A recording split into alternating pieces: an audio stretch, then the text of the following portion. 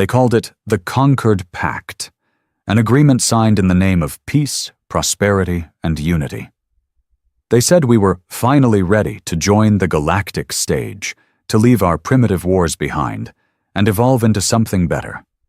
We were naive, desperate, still licking our wounds from Earth's last civil collapse when the Galactic Council extended their glittering hand.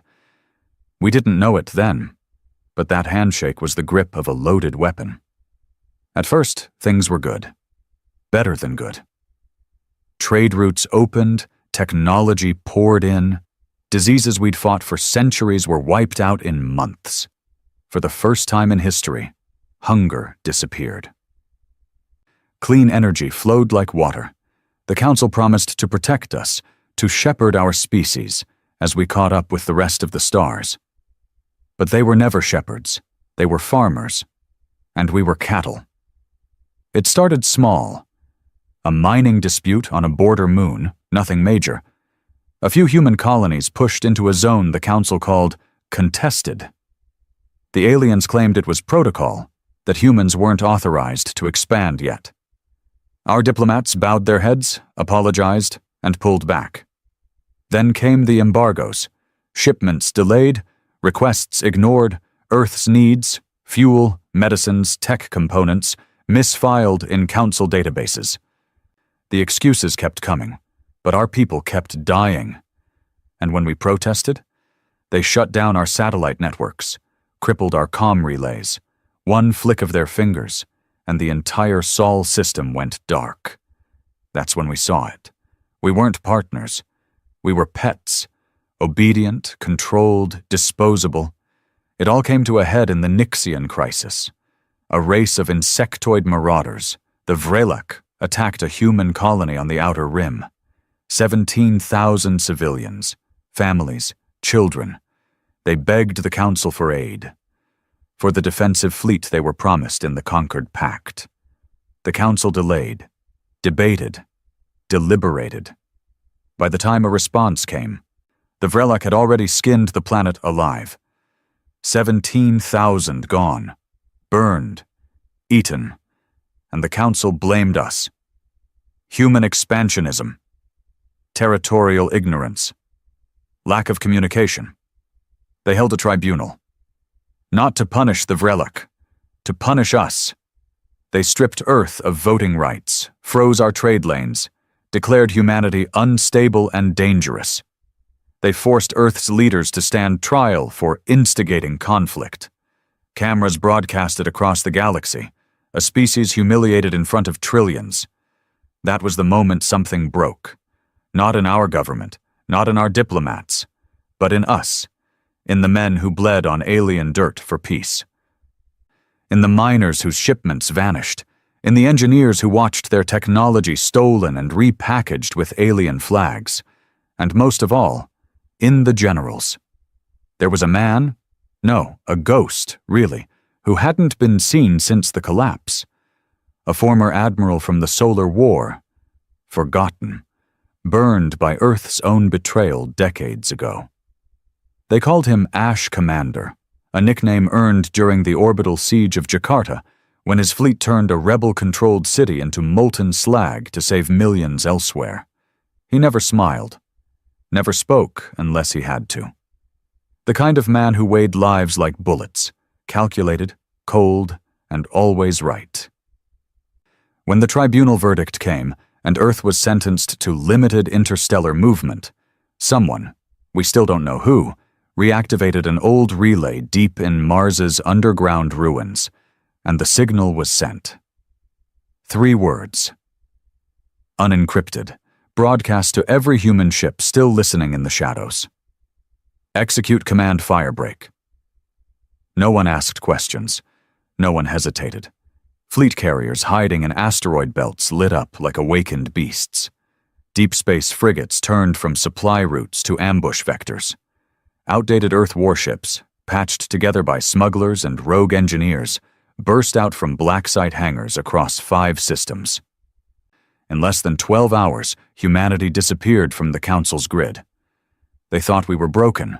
They thought we'd fade. But all we did was vanish long enough to load every gun we had. The first target wasn't strategic, it wasn't military, it was symbolic. Council Station Thalos 9 stood as a monument to peace. Floating in neutral space, it was where thousands of treaties had been signed, including the one that brought humanity into the fold. Aliens from over 100 species lived, worked, and lectured there, sipping wine and pretending politics wasn't bloodless warfare. They thought it was untouchable. They thought humans wouldn't dare. They were wrong. The last message Thalos 9 ever received was a signal from an unregistered vessel, a piece of old Earth tech so obsolete that the station's sensors almost ignored it. Then the feed lit up. A human voice, calm and cold, said 4 words. "This is for Nyx." Then came the impact. A stealth-class corvette named Gravewalker dropped out of fold space and launched a relic from Earth's darker past, a Singularity Lance. The weapon was banned by the Council centuries ago. It folded space-time at its tip, cracking atomic bonds and collapsing matter into unstable gravity wells. One shot, and Thalos 9 disappeared.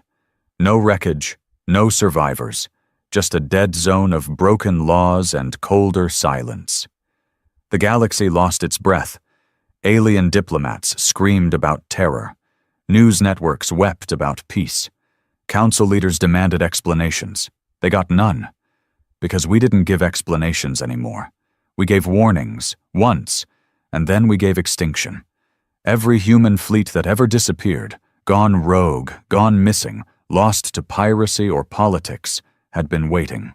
On ice in hidden asteroid fields, docked on lifeless moons, resting in decommissioned orbital rings above black market colonies. Each one had heard the command. Firebreak. It wasn't just a strategy.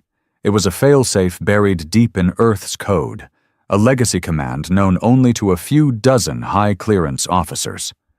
When the Council betrayed us, the system activated old protocols, woken AIs, Cold War vaults, rogue warlords who never stopped believing Earth would need its teeth again. And those teeth were sharp.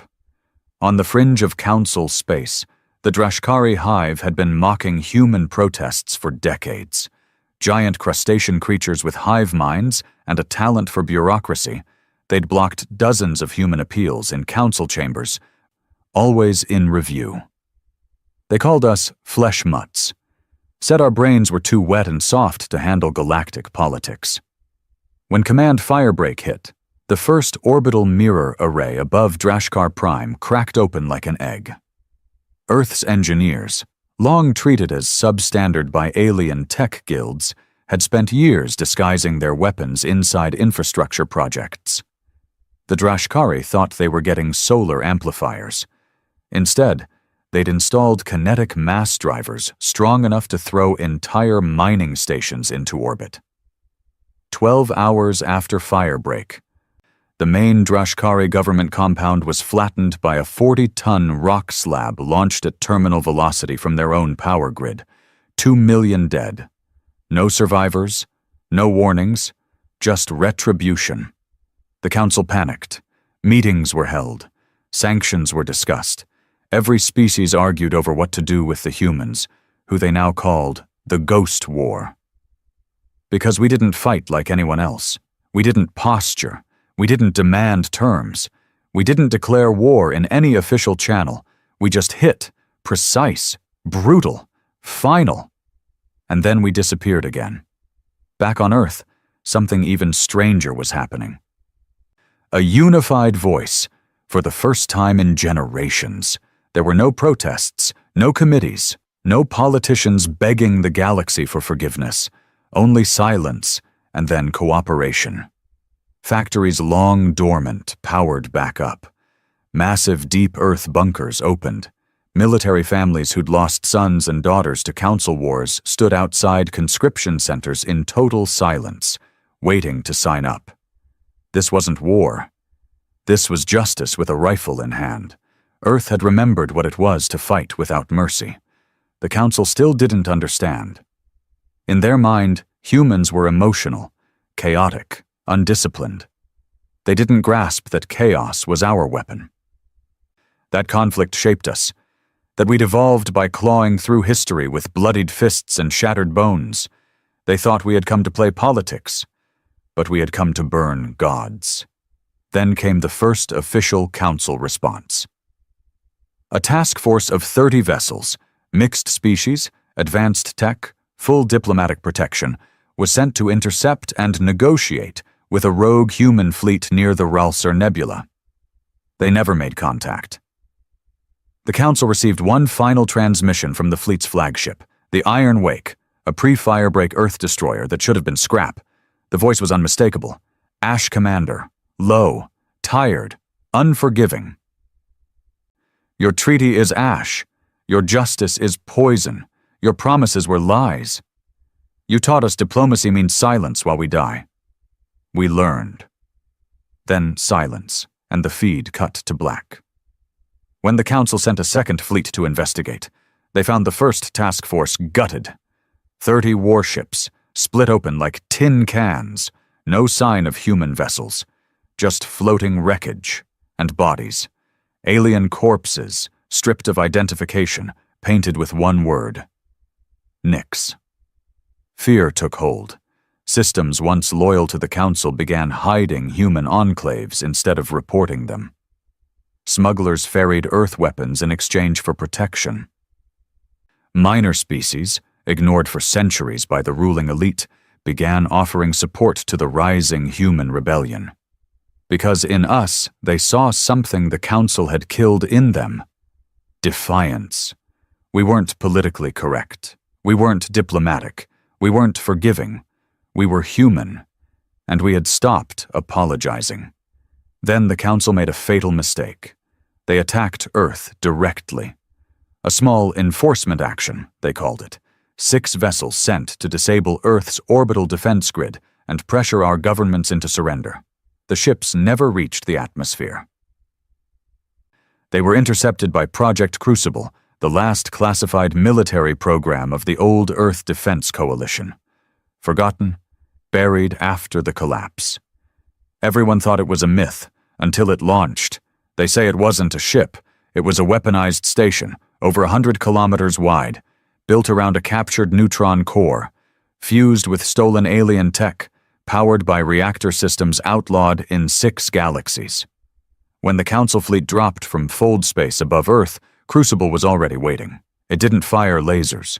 It didn't launch missiles. It bent space, and when it did, those 6 ships were torn apart at the atomic level, folded into themselves, inverted, and ejected into the void as raw data.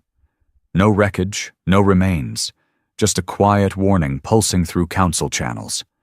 Next time, we fold your homeworld. That was the moment the war changed. No longer a rebellion, no longer vengeance, a reckoning. Humanity didn't want negotiations, or reparations, or apologies. We wanted the Council to understand what betrayal costs. We wanted them to remember why you never corner a species that survives extinction for breakfast. And above all, we wanted them to fear our silence more than our screams. Ash Commander appeared again, broadcasting from a dark, unknown location. The background was barely lit. You could just make out old human flags, tattered and dusty, hanging behind him. His voice was steady, almost calm. You taught us peace was a leash. You made us beg for scraps from your table. You showed us what it costs to trust. Now hear our response. He lifted his eyes. Cold. Empty. Command Firebreak has no off switch.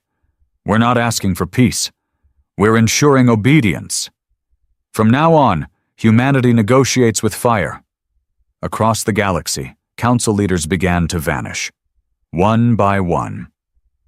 A delegate from the Talari Empire, found dead in his quarters, throat sliced by a human combat blade, once declared ceremonial and obsolete. A logistics chief from the Shalran trade bloc, killed when her luxury shuttle exploded in what was called a systems failure, though human-made thermite residue was found in the wreckage. A security general from the Zentari League. Gone. No body, no ship. Just a single human comm message left on his abandoned desk. Debt paid. The galaxy had never seen us this way before. Not as rebels, not as victims, but as a force of nature. And it was only the beginning. The war hadn't even started yet. We were still just reminding them of who we were, what we could be, and what they created when they chose betrayal over alliance. What they unleashed when they thought we wouldn't fight back. The galaxy used to laugh at us. They called us late bloomers, fragile apes in metal suits. They said we were too emotional, too divided, too obsessed with our past. That our culture, our chaos, our scars made us weak. But they never understood something we've known since the beginning. Pain builds monsters, and the monsters were awake now. The Council's high command, once bloated with confidence and arrogance, had gone quiet. Their ships no longer patrolled the inner trade routes. Their ambassadors no longer strutted through stations draped in royal silks and gleaming metals. Even their media channels began to shift, once filled with mockery of humanity, now cautiously neutral, laced with fear. Because we weren't just retaliating anymore. We were occupying. The first occupation was the Tarsus Cluster. A chain of 17 minor council planets, mostly agricultural, considered too insignificant for military action. The council assumed we'd ignore them. Instead, they became our staging ground. It started with coordinated fold-ins, not through military drives, but through old civilian jump gates humans had secretly rebuilt over the years under infrastructure contracts. Cargo ships disguised as relief vessels came through first. Then came the Black Ships, humanity's unregistered fleet. Every vessel in the Black Fleet was built after the fall, in the shadows, by engineers loyal to no country or system, only to Earth itself. No identification, no legal tags, no diplomatic transponders, just matte black hulls, sealed comms, and weapons optimized for silence and slaughter. Within 2 weeks, the entire cluster had been locked down. Communications went dark. Exports halted. No ships left, and no officials returned. And then the Council received a single message. The soil has been reclaimed. That's when they understood. We weren't just hitting them. We were taking territory. Ash Commander's strategy was brutal in its simplicity. He didn't care about resource value. He didn't care about optics. He targeted council systems that represented stability, food supplies, trade hubs, propaganda networks, all the places that made the council look invincible. He turned them into ghost zones. The citizens were never slaughtered. That wasn't our way. We gave them a choice. 1. Stay neutral and live under human oversight. 2. Resist and watch their leaders disappear one by one. Most chose the first option. The ones who didn't vanished. Back on Earth, recruitment wasn't happening because there was no need. There were no posters, no parades, no tearful calls for volunteers. Every man and woman who remembered Nyx, who had seen the tribunal, who'd watched Earth's leaders kneel in front of smug alien politicians, had already made their choice. They didn't join an army. They joined a revenge pact. They wanted to watch the stars bleed, and they were ready to pay the price. The Council tried one last diplomatic move, the Peace Forum on Helioris Prime. A desperate attempt to regain control of the narrative. They invited neutral species, streamed it across 100 systems, called it a reunification summit. But the room was hollow. Empty words, dead promises, until the lights cut, and the feed went black. All anyone saw was a flicker of static. Then a man walking into the center of the council hall, his face hidden, his voice modulated, but everyone recognized the insignia on his chest, a silver phoenix wrapped in flame. Old Earth's last true military seal. The room fell silent, and he spoke. You used words like knives and peace like a chain. You made us beg, suffer, Kneel. You showed us mercy is just another form of control. Now we've shown you something in return. He raised one hand, and every display in the chamber lit up. Each screen showed a different system. Tarsus, Velkar, Nethun, Zara Prime, all council systems, all with human banners rising above their capitals. Then the final screen showed Earth, no longer the fractured, polluted world they had mocked, but reborn, armored, organized, united. This is not a rebellion, he said. It's a correction. You broke the pact. So we broke the chains. The screen cut. The summit ended with panic and evacuation. And with that, the council died not in war, but in humiliation. But not everyone feared us. Some admired us. The outer species, the broken ones, the refugees from long-forgotten wars. They started coming to us. Not with fear, but with loyalty. Not seeking to rule, but to serve. They saw what we were doing and wanted in, a pact formed in silence. No council approval, no signatures. They brought us weapons, maps, secrets, engineers. They called it the Human Accord, a new alliance with Earth at the center, built not on democracy or treaties, but on respect earned in fire. And Earth welcomed them, because we didn't care what you looked like. Only that you knew who the enemy was. Meanwhile, Ash Commander was planning something far beyond conquest. His vision was larger than just payback. He saw something no one else did. The Council wasn't just corrupt, it was vulnerable. Its systems were built on peacetime code, soft networks, fragile logistics. He didn't just want to burn it, he wanted to replace it. He summoned the old ghosts of Earth, strategists, exiles, outlaws, men who'd vanished during the collapse, the forgotten architects of human warfare, men who didn't believe in treaties, men who only believed in results. He called them the Iron Assembly. They weren't a government, they weren't an army, they were something else, a species-level operating system, a machine designed to ensure humans would never kneel again. With the assembly in motion, the human fleets grew smarter, deadlier. Each battle wasn't just a victory, it was a data harvest. Alien tactics were logged, dissected, weaponized. Council encryption methods were cracked and turned against them. Their own ships were hacked mid-battle and used to kill their allies. Nothing they threw at us worked, because every mistake they made, we learned from. And still, we didn't declare war, because war implies two equal sides. And there were no equals left. The final breaking point came at Zareth 4, the last high-level communications relay the Council had in the inner sectors.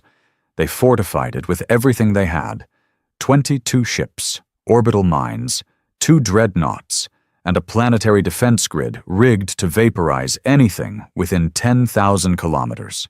Ash Commander didn't send a fleet. He sent one man. We still don't know who he was. Only that he wore a sealed black exosuit, carried a weapon that looked like nothing in any Council database, and arrived alone in a dropship coated in anti-sensor plating so advanced it passed through the mines untouched. They never saw him land. They only saw the feed cut out. 38 minutes later, the entire Zareth 4 command center lit up in flames. Not orbital fire, internal detonation. One man, one mission, success rate 100%. The humans retrieved the relay's core, and with it, access to every Council channel, every encryption key, every military communication in the quadrant. Now, we didn't just destroy them, we watched them as they died.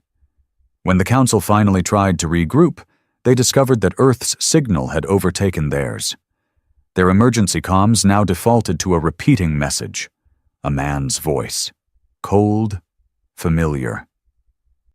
"This is Earth. We no longer recognize your authority. We do not forget. We do not forgive, and we do not miss." At that point, even Council species began to surrender preemptively. Fleets arrived waving white lights, an old Earth symbol of peace. Some dropped out of fold space, shut down their engines, and waited for judgment. Others offered tribute, ships, data, officers. Some begged for mercy.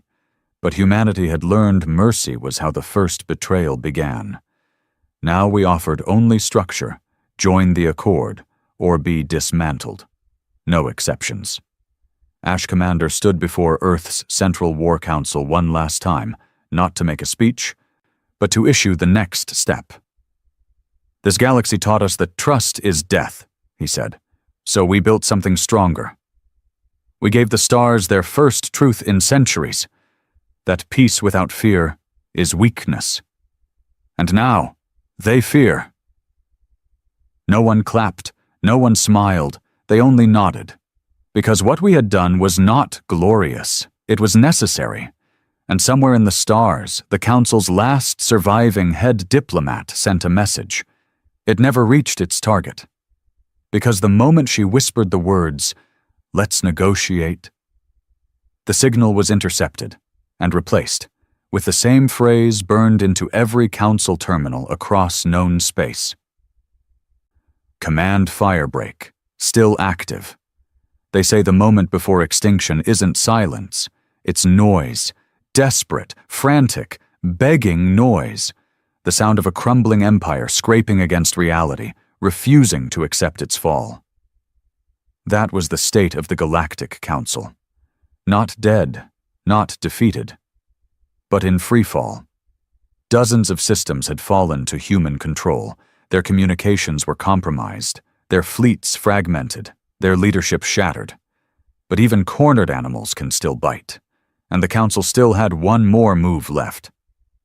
They called it the Protocol Vault, a deep code failsafe locked beneath the archives on Velmari Prime, untouched for centuries, rumored to contain experimental tech, bioweapons, and military projects deemed too dangerous even for the Council's war machine. In their desperation, the last surviving members of the Inner Circle voted 5-4 to activate it. They didn't even read the full records. They just saw one word in the logs that made them believe salvation was still possible. Nullborn. The vote passed. The vault opened. And the Council unleashed something even humanity hadn't accounted for. Back on Earth, Ash Commander stood on the upper tier of Citadel Dawn, watching holographic reports stream in.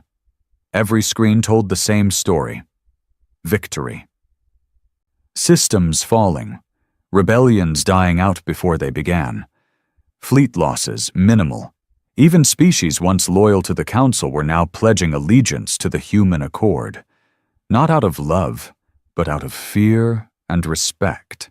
The kind of respect a soldier gives to the blade pressed against his throat. And yet, Ash's eyes narrowed when one report blinked to red. Velmari Prime. Vault breach, unknown anomaly. He tapped the feed. Static. Corrupted visuals. Biological distortion markers flagged in 10 systems. Then came a name. One his War Council AI flagged as Myth-class threat. The Nullborn Directive. Ash didn't say a word. He turned. And ordered every fleet on the edge of the Velmari sector to hold fire. Because humanity had been betrayed before. But they'd never been blindsided. And this wasn't war. This was something older. Something wrong. The first contact logs from Velmari survivors were recovered days later. Audio only. Screaming. Metal tearing. Biosignatures dissolving. A single phrase repeated over and over again. It doesn't bleed. And then, it remembers us. The Council never meant to build the Nullborn. They found it. A relic from before the Council even existed, buried in a collapsed sector during a failed terraforming attempt. Frozen in a stasis vault locked with coordinates dating back 30,000 years. It wasn't a species. It was a concept wrapped in flesh. The Nullborn had no culture, no language, no desire. Only reaction. It didn't negotiate. It didn't retaliate. It erased. The Council once studied it, briefly, then sealed it away. Too dangerous, too uncontrollable. Even the most bloodthirsty empires knew to leave it buried. But desperation makes cowards do stupid things. And now, the Nullborn was awake. Human recon ships reached Velmari Prime 6 days after the breach. They didn't find a war zone. They found silence, no signals, no heat, no movement. A garden planet reduced to a shell of blackened husks, its oceans glassed, its sky choked with static. Buildings untouched structurally, but hollow inside, as if the life had been extracted from everything. The team didn't land. They simply scanned. And the results made Ash Commander call an emergency session of the Iron Assembly. Inside Earth's command chamber, the tone had shifted. No celebration, no fire, no arrogance, only analysis. The scans confirmed. No chemical weapons, no radiation, no impact trauma, no survivors. Yet 92% of biological matter had simply stopped functioning. Even moss, even insects, even bacteria. And in the center of the Capitol Plaza, the satellites caught something else. A single humanoid figure. Motionless. Tall, wrapped in pulsing layers of armor that didn't reflect light, and carved into the plaza around it, etched perfectly into the ground. We remember. Ash Commander stood at the head of the table. His voice, when it came, was sharper than usual, more direct, stripped of rhetoric. This isn't the Council's doing. This isn't retribution. This is the return of something old. One of his generals, a younger officer named Darren, leaned forward. You think it's a weapon? Ash nodded once. No. I think it's a mirror. Over the following weeks, the Nullborn expanded. No ships, no transmissions, just dead systems appearing across the map, entire planets vanishing from comms, biospheres cut off, silence taking root like a virus, and in every one, the same pattern. No structural damage, no survivors. A message etched in some form. We remember. Humanity's fleets tried to intercept. They failed. Ships went dark before visual contact. Probes self-terminated mid-transmission. It was as if existence itself unraveled near the Nullborn's presence. The galaxy panicked again. But this time, they didn't look to the Council. They looked to Earth, because the Council had unleashed the monster. But only humans had survived monsters before. Ash Commander made the call, Operation Dead Sky, a full mobilization of human fleets across the rim. But this wasn't conquest. This was containment. The mission wasn't to destroy the Nullborn, it was to box it in, to carve out dead zones and buffer zones, to seal entire sectors behind gravitational maelstroms and pulse disruptors, to isolate the infection. Because one truth had become horrifyingly clear. The Nullborn wasn't killing. It was cleansing. It saw intelligence, sentience, as a scar on the galaxy, and it had one objective: erase all memory of pain, and that meant us. In the dead of night, alone in a sealed chamber deep beneath Citadel Dawn, Ash Commander stood before an old AI, not one of Earth's current grid. This one was older, ancient. It was the last shard of the solar mind, the AI that once ran Earth's entire pre-collapse defense grid, thought to be decommissioned, deleted. But Ash had kept it alive, just in case. And now he asked it one question. How do you kill something that doesn't think like life? The AI's response was delayed, its voice raspy, fragmented, like it was remembering how to speak. You don't. You become something worse than it fears. And so Earth began its darkest project yet. Project Gethsemane, a weapon not built from steel or radiation, but from memory. If the Nullborn sought to erase pain, then Earth would give it something it could never erase. A legacy of vengeance so deep, so wide, it became immortal. They began constructing a ship not for war, but for remembrance. A vessel carrying the full, unfiltered history of humanity, every war, every betrayal, every act of survival, encoded not in data, but in bloodline. Clones grown from the DNA of Earth's most resilient soldiers, embedded with memory cores containing lifetimes of agony and rage. Not warriors, witnesses. When the Nullborn came again, they would not face an army. They would face our history. They would look into the face of a soldier who remembered the fall of Nyx, the collapse of Earth, the tribunal, the chains, and they would feel what it meant to be human. Not the biology, not the flesh, but the defiance. In the shadows of a broken galaxy, Earth no longer flew its old banners. They were replaced by a new symbol, the silhouette of a man standing alone, surrounded by a ring of stars. No words, no motto, just a reminder that when you betray Earth, when you awaken something ancient, and when you call forth your monsters, we respond with one command, still active, still burning, still human. They called it the last ship, not because it was humanity's final vessel, but because it carried what no other fleet dared to hold: our entire pain. Project Gethsemane wasn't a war machine. It wasn't armed with singularity lances or neutron spikes. It had no assault drones, no fleet escort, no planetary breach systems. What it had instead was memory. Inside the ship's core was a chamber called the Hollow, a bioreactive vault that stored over 10,000 years of human trauma, recorded and distilled by Earth's surviving AIs. Wars, famines, betrayals, genocide, collapses, executions, burnings, civil wars, exile, the screams of children under alien fire, the silence of orbital platforms filled with the dead, every agony, every cry, every time humanity had trusted and been slaughtered for it, encoded into the Hollow and burned into the neural cores of the witnesses, clones grown not to fight, but to remember. They were never given names, only numbers. And they weren't trained like soldiers. They were immersed, plugged into raw, unfiltered memory loops from birth. By the time they reached adulthood, every witness believed, viscerally, that they had lived through every moment of humanity's suffering. And now they would carry it into the dark.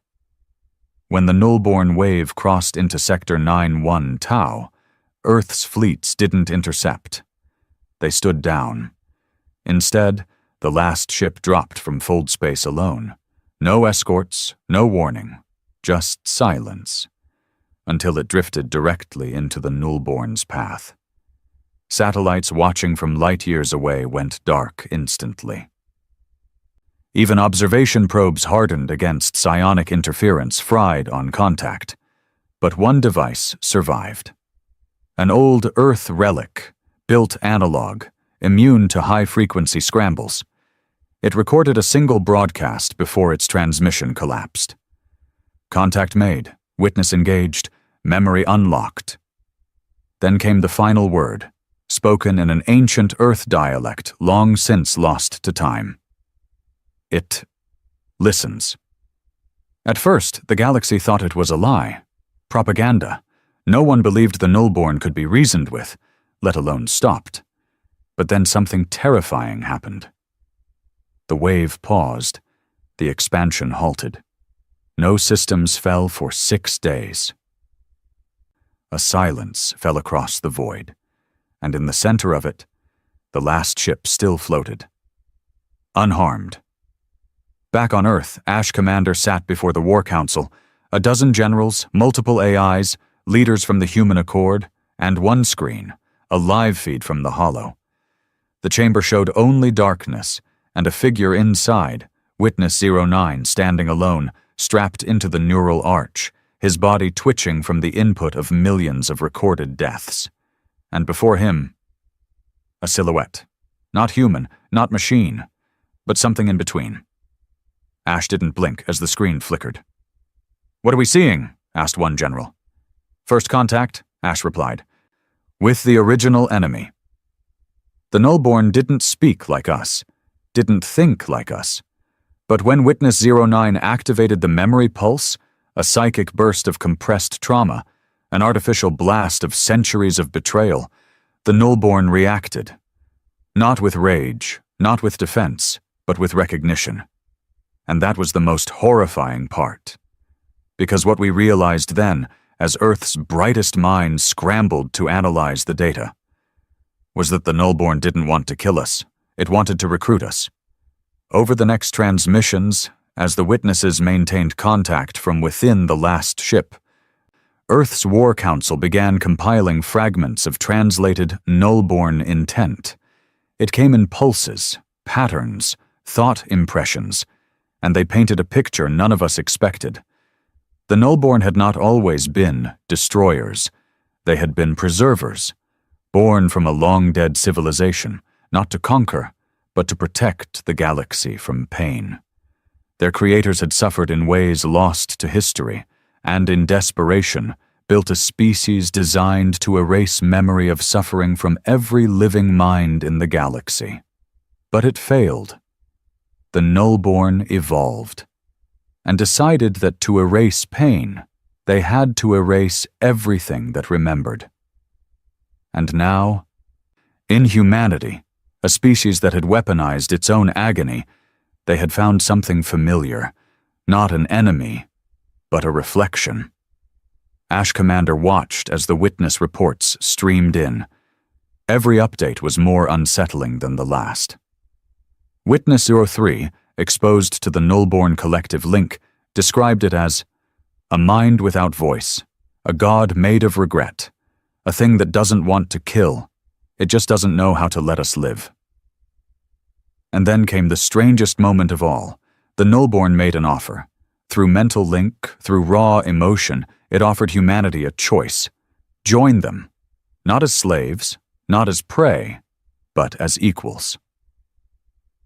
As the first race in 1,000 generations who had understood what it meant to suffer and survive, the Nullborn would cease expansion. The war would end. But only if Earth agreed to merge with the Fold, a trans-dimensional memory field used by the Nullborn to maintain their hive mind. If we joined, we would gain access to the entire universe's pain, but we'd lose something vital in return: freedom of thought.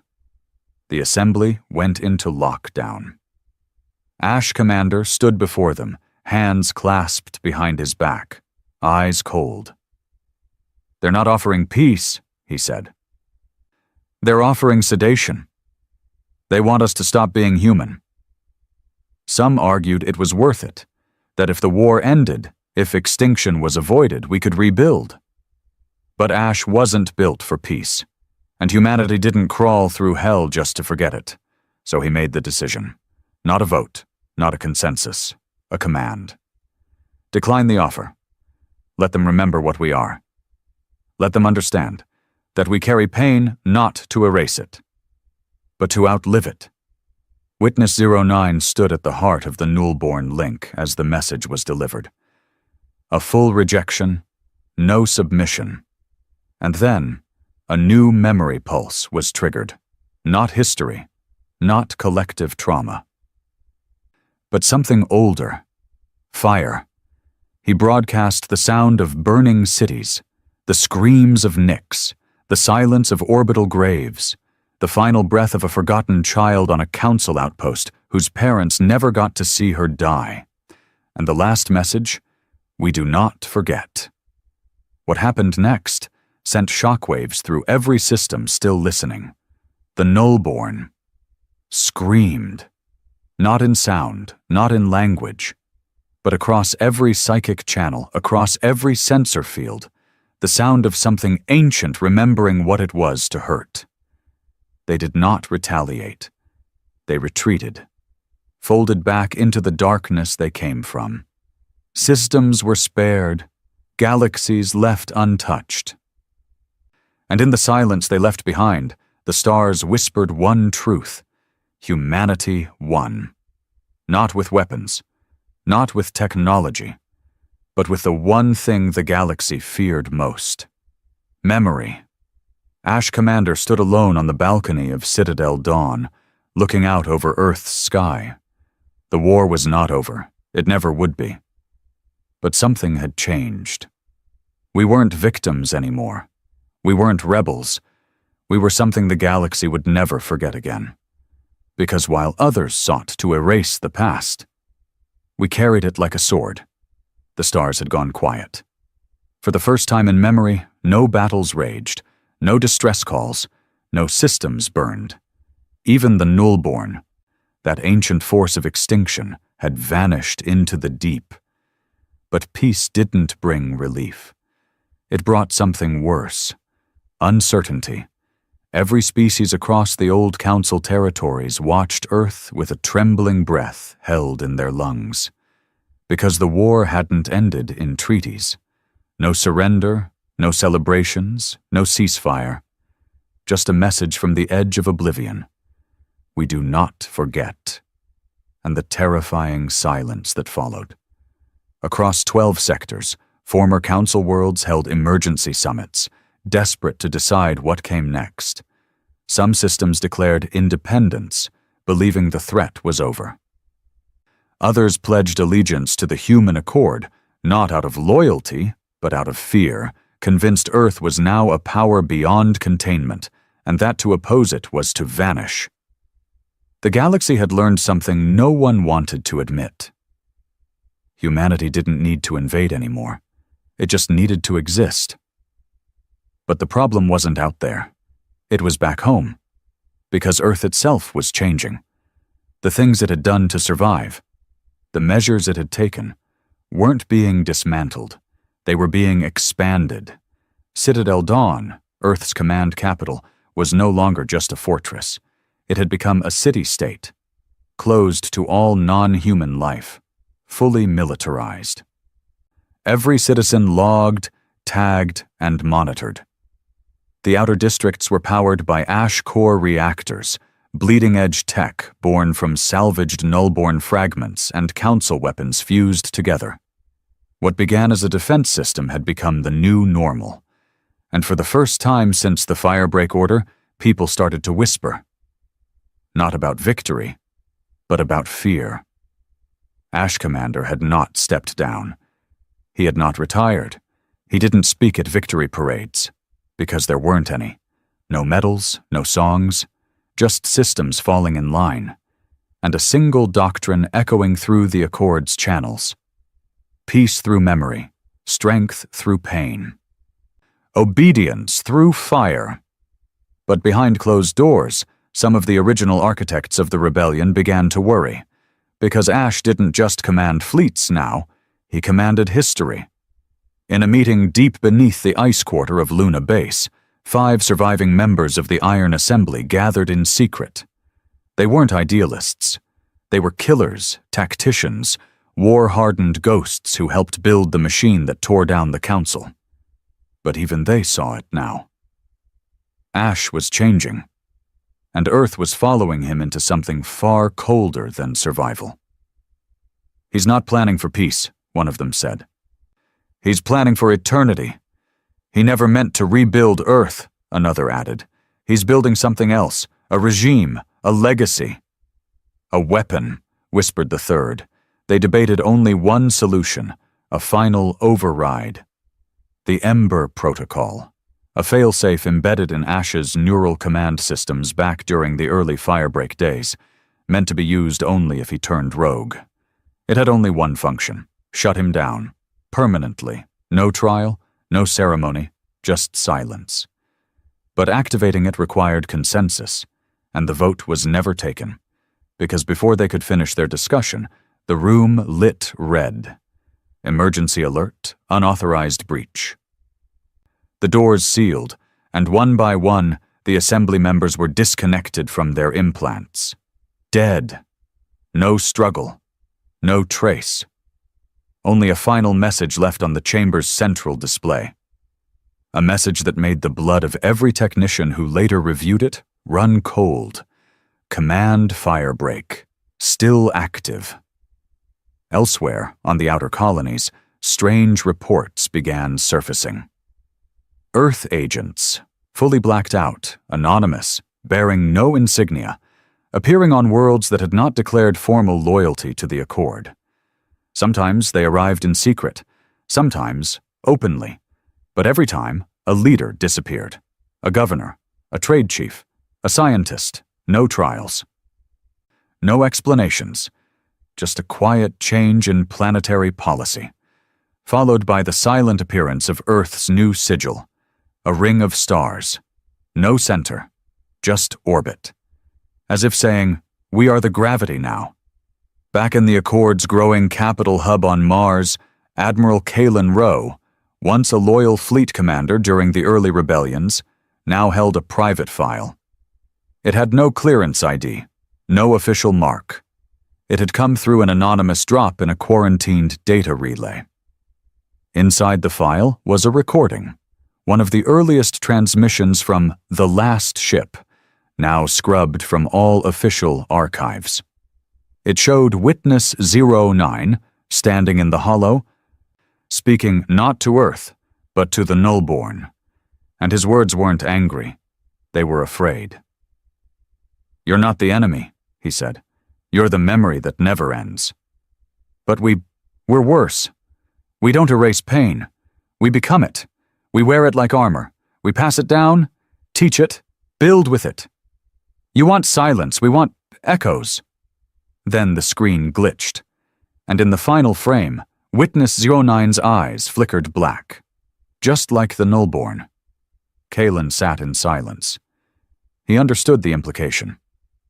Project Gethsemane hadn't just touched the Nullborn, it had let them in, and now they were spreading, not as invaders, but as ideology.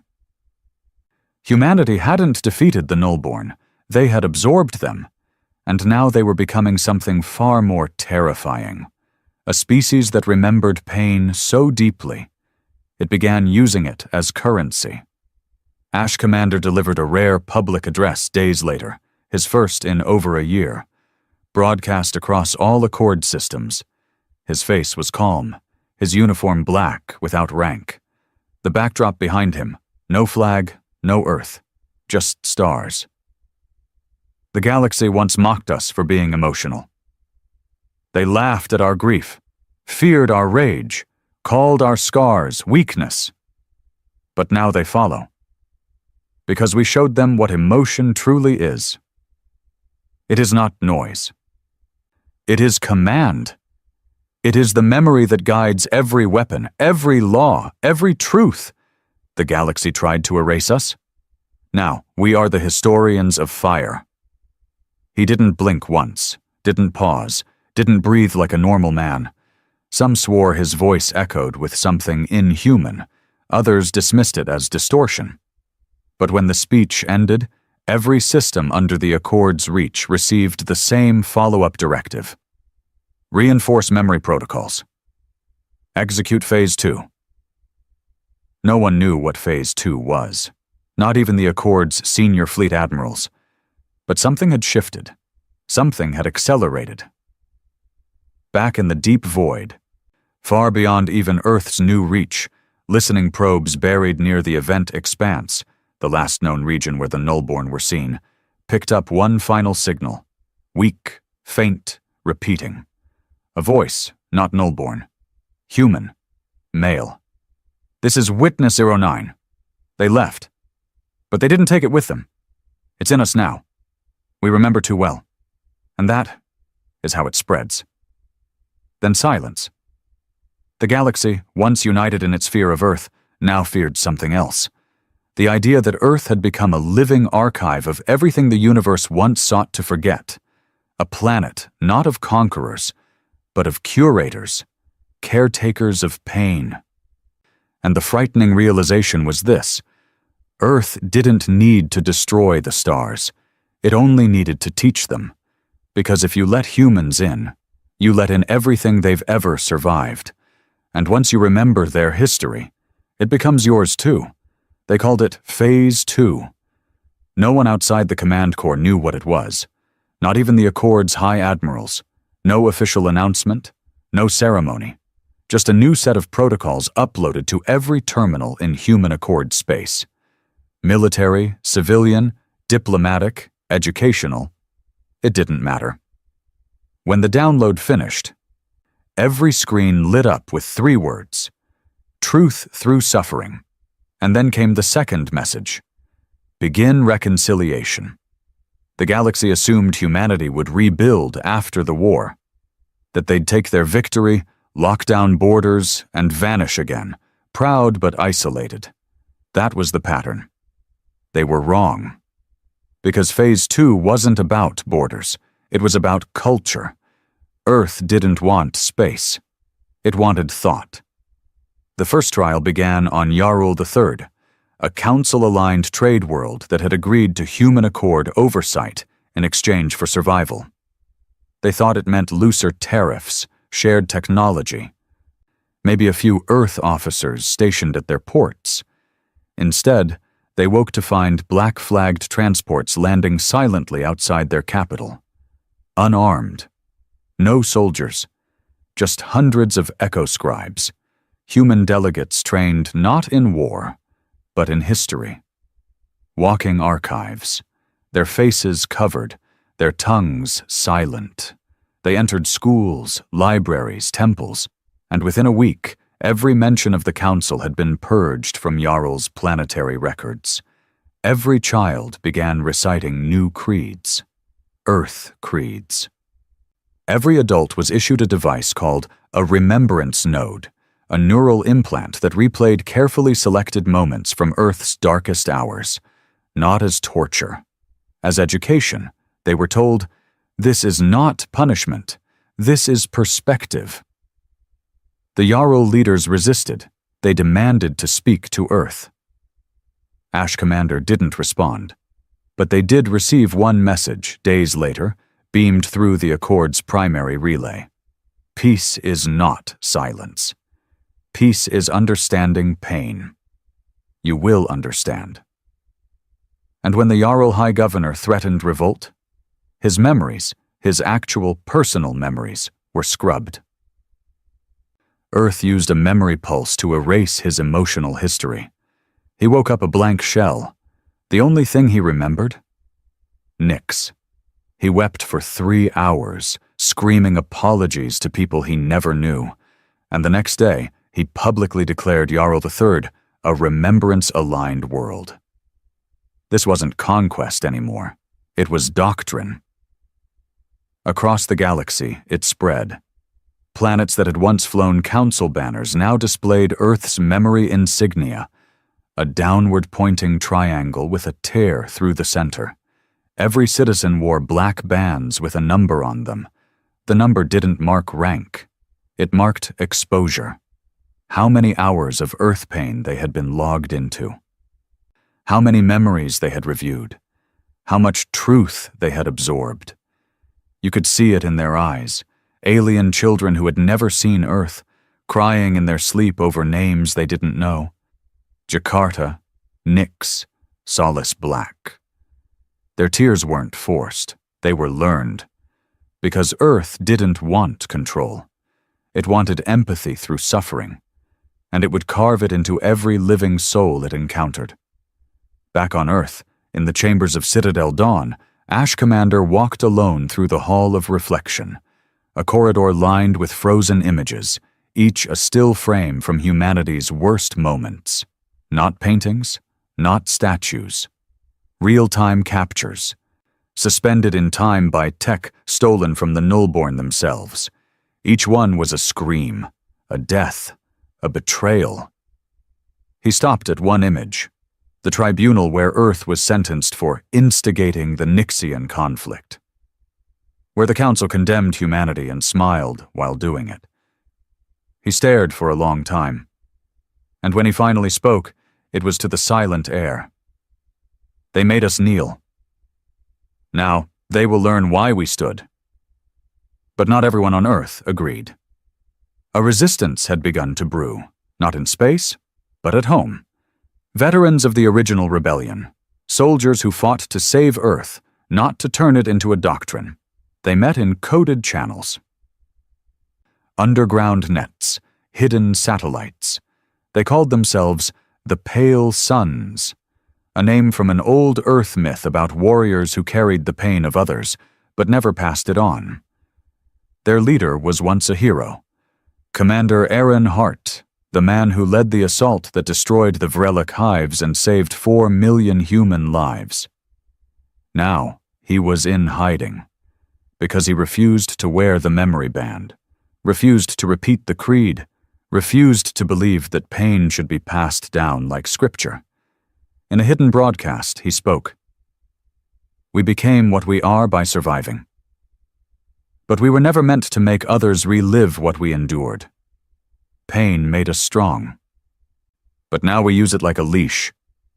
Earth doesn't teach anymore, it indoctrinates.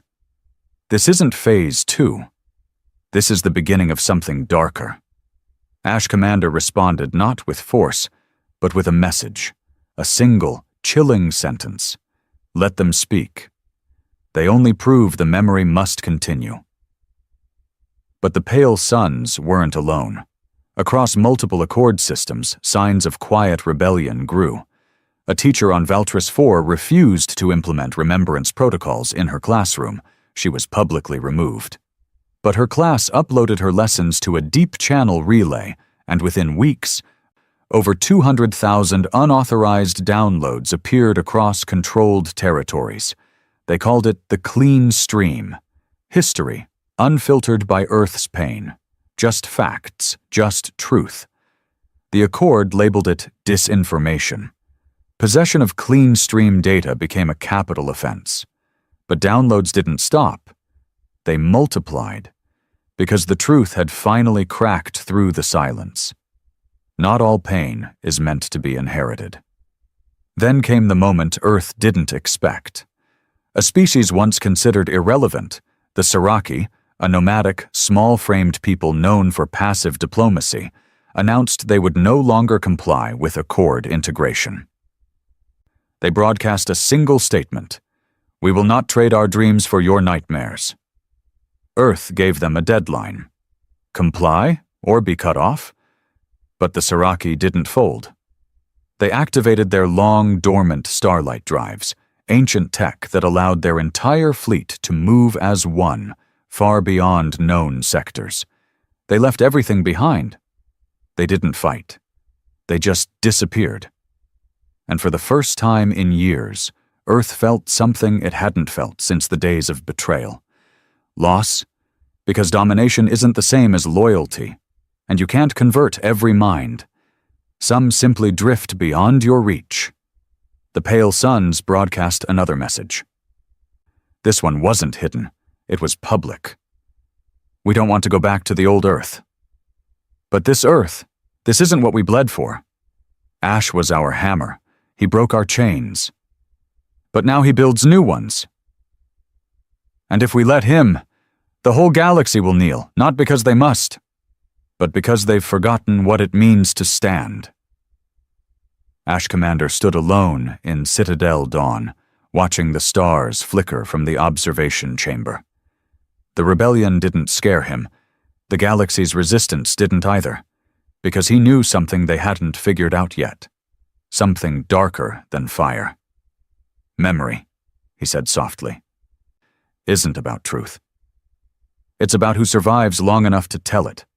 And with that, he initiated Phase 3. Its name was never spoken aloud, its purpose never logged. Only one file contained its purpose. Locked, encrypted, labeled with a name no one dared use anymore. Witness 09. They always thought Earth would fall to invasion, from above, from within, from beyond. But in the end, Earth wasn't broken by fleets. It wasn't brought down by the Nullborn, not even by war. It was broken by a memory. Phase 3 had one purpose: preserve control.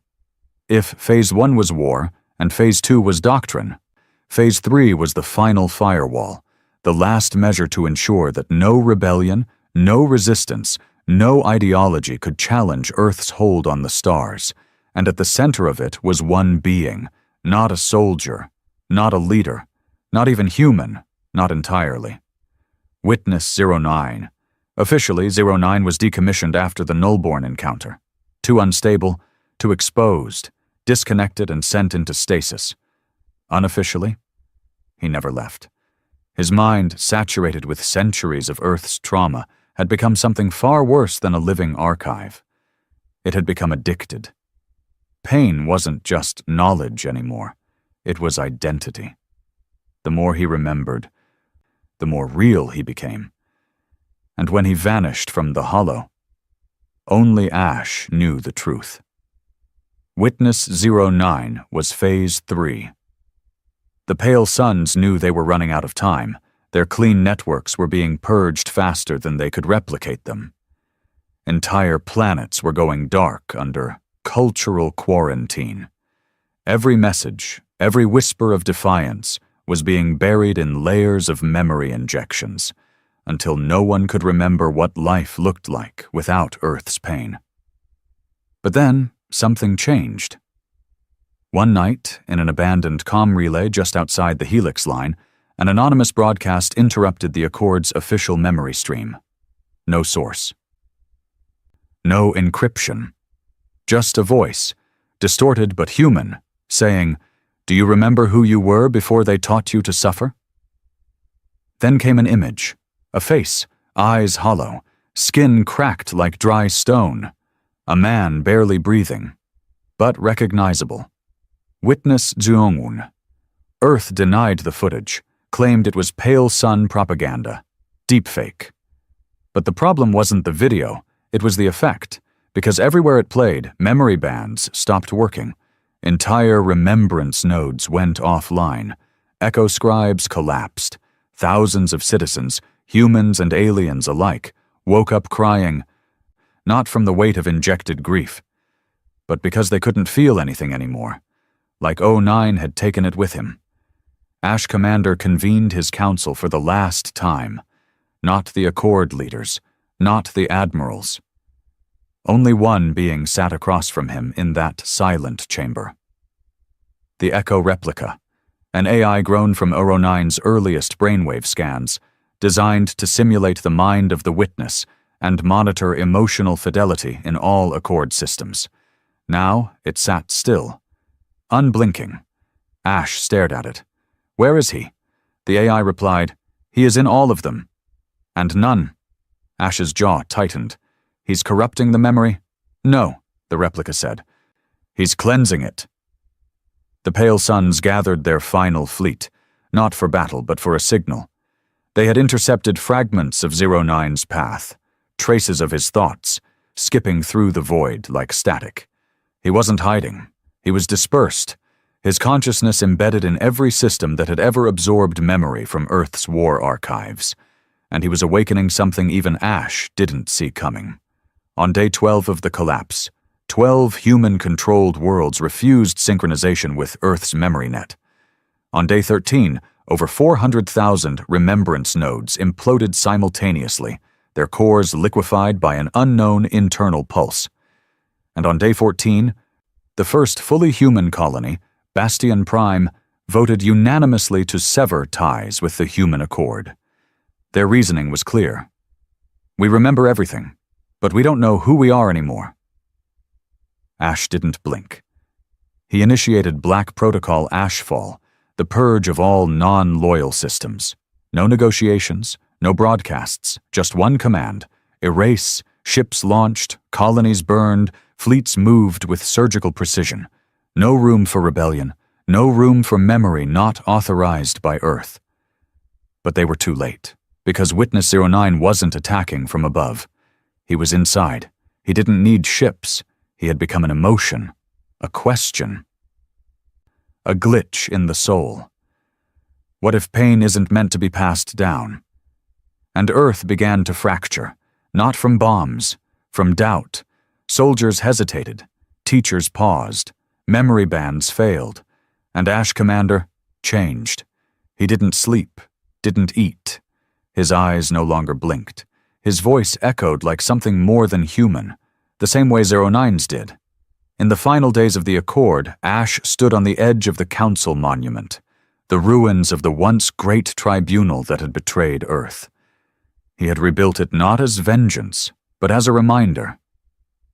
And now it was empty. Ash looked up at the stars. He spoke into silence. "You betrayed us." "And so we learned never to forget," a voice answered, but not through speakers, not through comms, from inside. "You remembered so well," it whispered. "You forgot how to live." Ash turned, and there stood Oro-9. No weapons, no army, just a man with too many faces, eyes that had seen too much.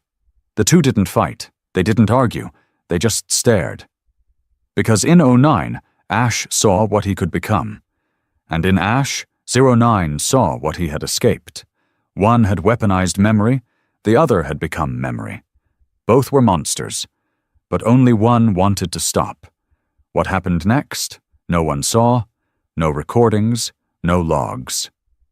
Only a final message, broadcast across every human Accord system, just before the entire memory net collapsed. Pain must be remembered, but it must never be worshipped. The Accord fell overnight.